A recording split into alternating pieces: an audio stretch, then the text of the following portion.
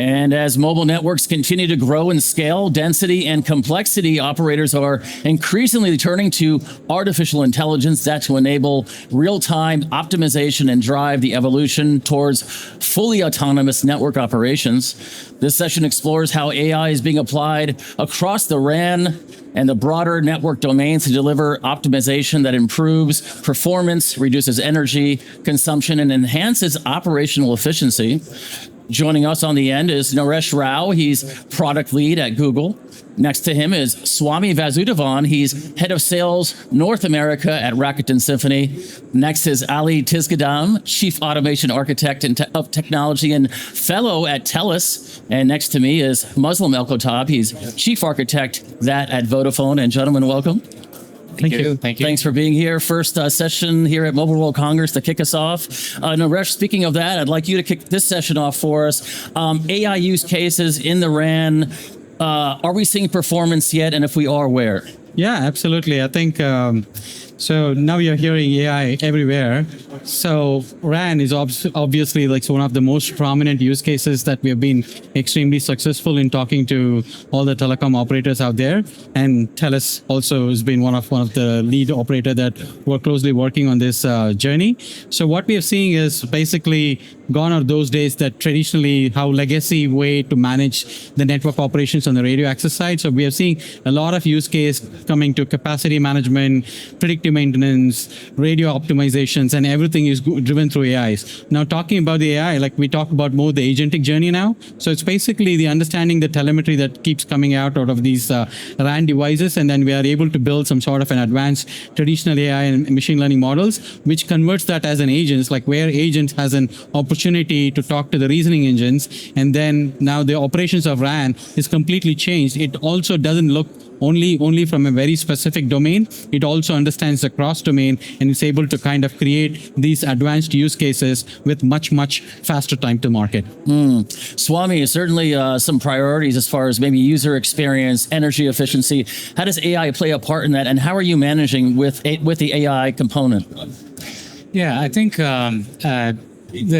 one of the key thing is, I know you touched upon energy efficiency. That is a big thing. If you really look at it, Naresh touched upon the RAN network, which consumes almost more than 80% of the energy in the network. So how do you make it autonomous in such a way that if there are ways you can turn off certain things when it is not needed, or can you move workloads to different parts where you can make sure that you conserve that energy, those kind of stuff. That is going to be an important piece. But out of all these things, one thing I'll point out is, since we are talking about AI, I put it in the three buckets, right? Observe, engage, and act. So the key part is like, how do we observe those things? Where things are happening, which parts of the network is utilizing energy or congestion or any of those things. And then next is all about engage. Can I infer that from that observation and do some level of like prediction? And then the final part is, okay, I got all those things covered. Then what do I do about it? Can I just act on it so that I achieve that right goal of whether it is energy efficiency or specific anomaly that I wanted to resolve, those kind of stuff. So that's where I'm thinking that AI is going to be very crucial in solving those things. So absolutely. Ali, I wanted to talk about operators implementing closed loop automation and also balancing other priorities at the same time. Nowadays closed loop for us is the matter of survival. It's not a Christmas wish list anymore, because the more that we are trying to onboard the services that are not long-lived anymore, they are coming and going. So we have to be able to respond pretty much in real time. And if you don't have a very true negative feedback closed loop control that basically take control of everything end to end, you're not going to be able to do that, right? So no, but the thing is that many of these use cases that we see in AI agents coming into telco, they are failing simply because they are not looking at the interdependencies, right? And that's a crucial part that we have to address. In fact, with Google and some other partners, we are heavily looking into building a causal knowledge graph, if you will, that is enabling us to detect the hidden correlation and dependencies across different domains, which is fundamental and necessary to have a real closed loop. Right? Same question, Muslim implementing closed loop automation with, again, balancing these other priorities that you're responsible for. Yeah, absolutely. So in theory, you think that capacity, user experience, expansion or scaling, that they may be conflicting, but with AI, you can improve each one of them, and then also you work on the trade-off. So for example, for capacity improvement, you can work on AI to improve precision and also to increase automation.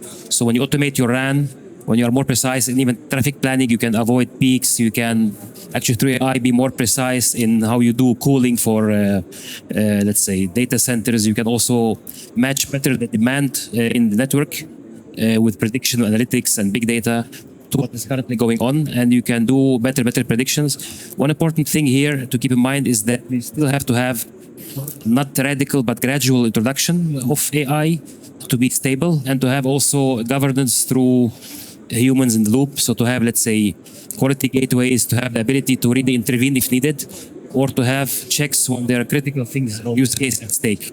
Today you have a lot of this digital twin scenario where you say, okay, before I go live with network and bump all my agents inside, I will do a, let's say, offsite twin simulation and then see how it works.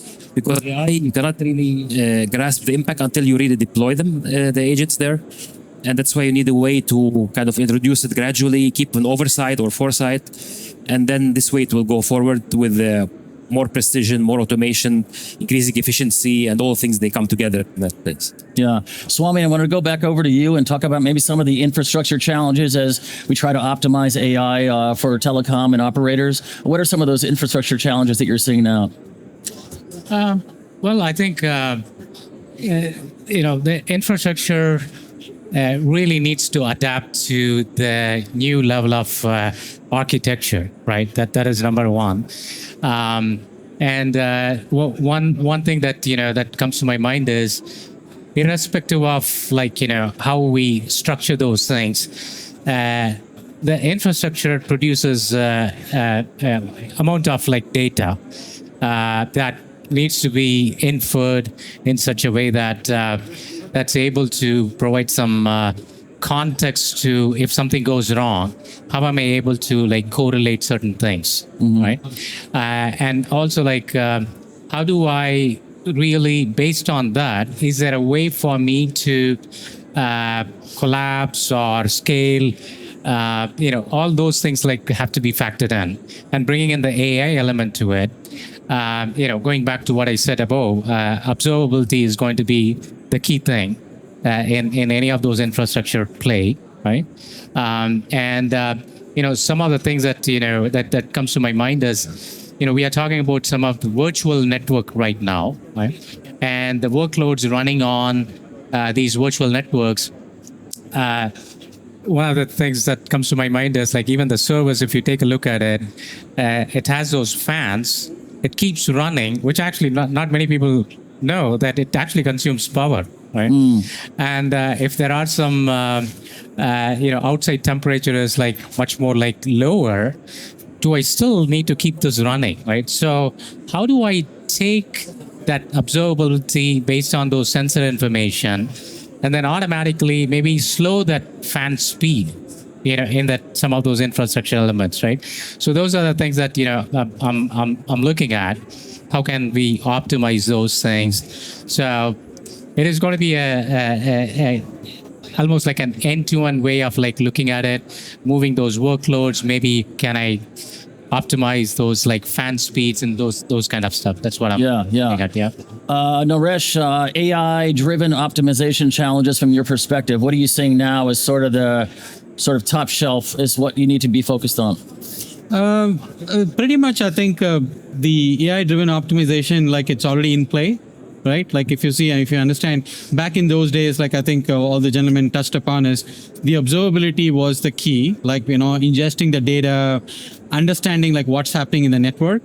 But by the time you react, like it's already passed, right? Like now with the optimization aspect, like when it comes through the AI, is mostly like doing like a predictive operations, right? Like rather than you keep expecting something to break, but the actual thing is that you're actually fixing it even before it breaks. So that's the aspect that what we are saying. Like we have several examples like across the world, like telcos was doing it. Like, for example, like Deutsche Telekom, they talked about like basically they are having like 3 agents, which is optimizing their entire radio access network. So what they do is they understand when the KPI degrades, and they also understand how the events are actually degrading those KPIs, and they are able to take an actions without human on the loop to some extent, right? I think that is the kind of a full autonomous journey that we are seeing when we talk about the entire AI optimization on the RAN side. Interesting.